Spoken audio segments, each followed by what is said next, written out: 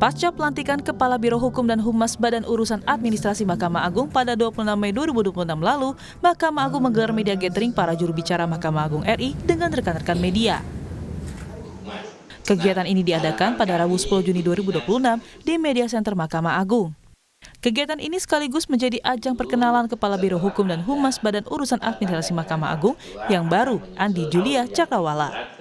Acara yang dipimpin Wakil Ketua Mahkamah Agung Bidang Yudisial merupakan upaya memperkuat sinergi antara Mahkamah Agung dan media massa dalam menyampaikan informasi kepada publik secara transparan dan bertanggung jawab. Dalam kesempatan ini, Kepala Biro Hukum dan Humas menegaskan pentingnya peran media sebagai mitra strategis dalam menyebarluaskan kebijakan dan informasi peradilan kepada masyarakat. Harapan kami, pimpinan sekarang. Kami di Biro Hukum dan Humas tentunya menjadikan rekan-rekan media ini sebagai mitra strategis dalam bekerja.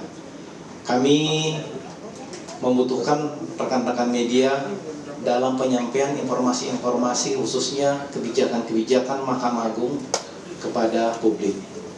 Kami berkomitmen untuk keterbukaan informasi ini bisa diakses seluas-luasnya oleh masyarakat. Namun tentu saja keterbukaan informasi ini harus berjalan beriringan dengan ada rambu-rambu mengenai independensi peradilan. Sementara itu, Kepala Badan Urusan Administrasi Mahkamah Agung Sobandi yang sebelumnya menjabat sebagai Kepala Biro Hukum dan Humas Mahkamah Agung menyampaikan apresiasi kepada insan pers atas dukungan dan kerjasama yang telah terjalin selama menjalankan tugas.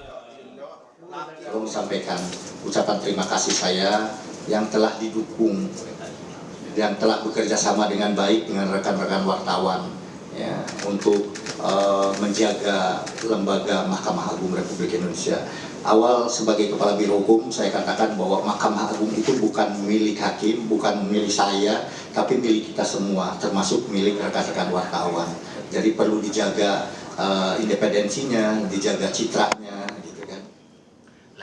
Acara media gathering ini menjadi bukti bahwa Mahkamah Agung terus berkomitmen membangun komunikasi yang terbuka.